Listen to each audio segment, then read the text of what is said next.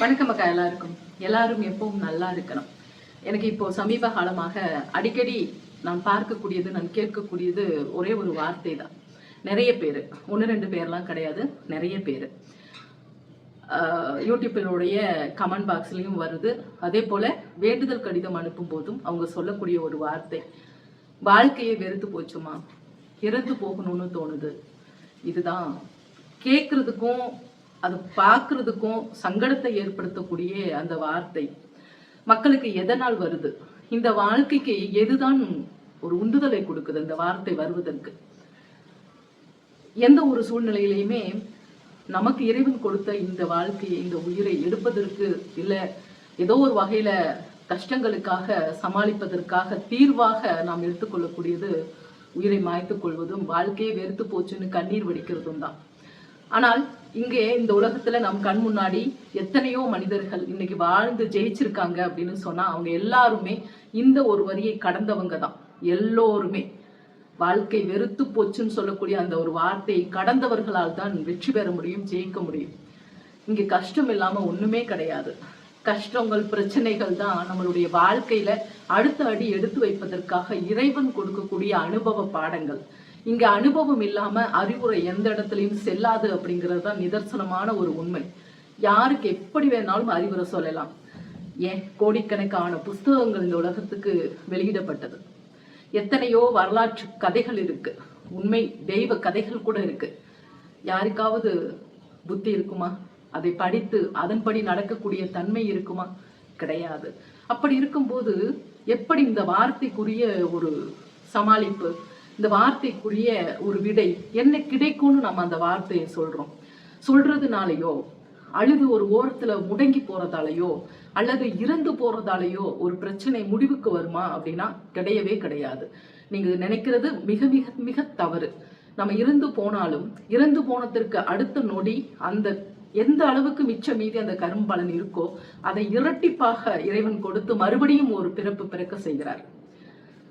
அந்த பிறப்புல, போன பிறப்புல பட்ட கஷ்டங்களுக்கு தீர்வே இறப்புன்னு சொல்லும் போது, அடுத்த பிறப்புல இரட்டிப்பான பலன்கள் கஷ்டமாக வரும்போது என்ன பண்ணுவீங்க? இறந்து இறந்து இறந்து இந்த பிறப்பு இந்த பிறப்பு இந்த பிறப்புன்னு போய்கிட்டே தான் இருக்க முடியும். நமக்காக இறைவன் கொடுத்தது, நாம் செய்த நன்மை தீமைகளுக்காக இறைவன் கொடுத்த அந்த கர்மாவை கண்டிப்பாக நாம் கழித்துதான் ஆக வேண்டும். புன்னகையோடு, மகிழ்ச்சியோடு, நிம்மதியோடு. ஏன்னா இறைவன் கொடுத்தது, இறைவன் நமக்கு செய்த, நாம் செய்த இன்ப துன்பங்களுக்கு தகுந்த இறைவன் நமக்கு கொடுத்தது. அதை நாம் மனதார மகிழ்ச்சியோடு ஏற்றுக்கொண்டுதான் ஆகணும். எல்லாமே கர்மா தானே, இறைவன் எதுக்குன்ற கேள்விகள் எல்லாமே எங்களுக்கு நடக்குதே, ஏன் இறைவன் நின்று அதை சரி பண்ணக்கூடாதா அப்படின்னு சொல்லக்கூடிய விதாண்டவாத கேள்விகள் இங்க கேட்டுக்கிட்டே இருக்கலாம். அதுக்கு ஒரே ஒரு பதில் தான், நீங்க செய்தது அது எங்கேயும் போகாது. மாற்றம் இருக்கு, கண்டிப்பாக மாற்றம் இருக்கு. எப்படிப்பட்ட கர்மாக்களுக்கும் எப்படிப்பட்ட துன்பங்களுக்கும் ஒரு விடை இருக்கு, ஒரு தீர்வு இருக்கு. அதுவும் உங்க கையில தான் இருக்கு. இறைவன் எதையுமே பாரபட்சமாக இது இவங்களுக்கு கொடுத்துடுவோம் அவங்களுக்கு கொடுத்துடுவோம்னு சொல்லக்கூடிய பாரபட்ச மனிதர்கள் அல்ல இறைவன். உலகவே, இந்த அகிலாண்டத்தவே படைச்சு ஆட்சி செய்யக்கூடிய இறைவன் கருணை மிகுந்தவன். எந்த நிலையிலும் நம் துன்பத்துகளை குறைக்கக்கூடிய தன்மை இறைவன் கையில இருக்கு. எத்தனையோ கோடிக்கணக்கான அவதாரங்கள் இங்க இருக்கு.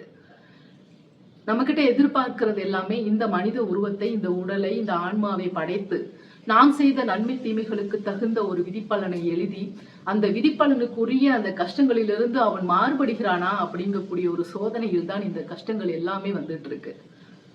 ஆனால் தீர்வு இருக்கு. அந்த தீர்வை தேடித்தான் நாம் சிந்தனை இருக்கணுமே தவிர முடிவை தேடி அல்ல. நம்ம நினைக்கிறோம் முடிவுன்னு, அது முடிவு அல்ல. நீங்க அடுத்த ஒரு பிறப்புக்கு கஷ்டம், இதைவிட பெரிய பலமான கஷ்டத்தை அனுபவிப்பதற்கான தொடக்கம் அப்படிங்கறத மட்டும் நீங்க முடிவு பண்ணிக்கங்க. இங்க எந்த ஒரு கஷ்டத்தையும் கடவுள் உந்துதல் பண்ணி வாங்க செய்யறதில்லை, கொடுக்க செய்யறதில்லை.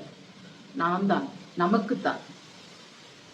எந்த ஒரு செயல்பாட்டுக்குமே நல்லா சிந்திச்சு பார்த்தீங்கன்னா தெரியும், 2 முடிவு நமக்கு இருக்கும். அதுதான் குழப்பம்னு சொல்லுவோம் இல்லையா? முடிவெடுக்க முடியாத குழப்பமா இருக்கே, சின்ன சின்ன விஷயங்கள்ல கூட நமக்கு தோணும், 2 முடிவா இருக்கு, ஒரு முடிவு எடுக்க முடியலையே அப்படின்னு தோணும்ல. அதுதான், எந்த ஒரு முடிவிலையும் ஒரு கஷ்ட சூழல் இருக்கும், எந்த ஒரு முடிவிலையும் தீர்வும் இருக்கும். நாம் எடுக்கக்கூடிய முடிவில தான் இறைவன் ஒரு சூட்சம ரகசியத்தை வச்சிருக்கார். அந்த சூட்சமத்தை புரிந்து கொண்டு இறைவனுடைய பாதையில ஞானத்தோடு, தியானத்தோடு, உண்மையான பக்தியோடு, உண்மையான ஒப்படைப்போடு நம் வாழ்க்கை பயணம் இருந்ததுன்னா எப்படிப்பட்ட துன்பமும் துரும்பாக தூசியாக மாறி பறந்து ஓடி போயிடும். முடங்கி கிடக்கிறதுனால துன்பங்கள் மாறாது. எந்த நேரமும் வாழ்க்கையே வெறுத்து போச்சுன்னு சொல்லி அழுதுட்டு இருக்கிறதுனால துன்பத்திற்கான முடிவு கிடையாது. நாம் தைரியமாக ஒரு இறையை பற்றி, கோடிக்கணக்கான இறை இந்த உலகத்துல இருந்தாலும் ஒரு இறையை இஷ்ட தெய்வமாக பற்றி அந்த தெய்வத்திடம் நம்மளுடைய கஷ்ட நஷ்டங்களை பகிர்ந்து அதற்குரிய தீர்வு முறைகள் என்ன அப்படிங்கறது அந்த தெய்வம் உங்களுக்குள் இருந்து உங்களை வழிநடத்தும். தன்னம்பிக்கையோடு இருங்க. உங்கள் மீது தான் நம்பிக்கை வேண்டும். உங்கள் மீது இருக்கக்கூடிய நம்பிக்கை தான் தெய்வம் மீதும் இருக்கும். எல்லாமே இங்க மாறும். எதுவுமே இங்க மாறாம இல்லை. இறைவன் எல்லோத்துக்குமே ஒரு முடிவு கொடுத்திருக்காரு.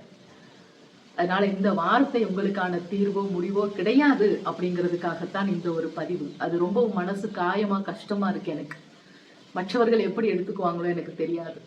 எனக்கு அந்த வார்த்தை என்னுடைய குழந்தைகள் சொல்லும் போது, ஐயோ அப்படி இல்லையே, மாற்ற முடியுமே, கொஞ்சம் மன தைரியம் வேண்டும், கொஞ்சம் பக்தி இருக்கணும், கொஞ்சம் ஒரு பிடிமானம் இருக்கணும். கஷ்டம் வரும்போது மட்டும்தான் இறைவனை இறுக பற்றி கொள்ள வேண்டும். ஏன்னா அந்த நேரத்துலதான் இறைவன் உங்க பக்கத்திலே இருக்காரு. அதை முதல்ல புரிஞ்சுக்கோங்க. பக்கத்தில் இருக்கக்கூடிய இறைவனை கைப்பற்ற மறந்துட்டு ஒரு முடிவை தேடி ஓடி மறுபடியும் பெரிய ஒரு பிரச்சனையில மாட்டிக்காதீங்க. இன்னைக்கு இந்த ஒரு பதிவை உங்களோட பகிர்ந்துகிட்டதுல ரொம்ப மகிழ்ச்சி. நன்றி, வணக்கம்.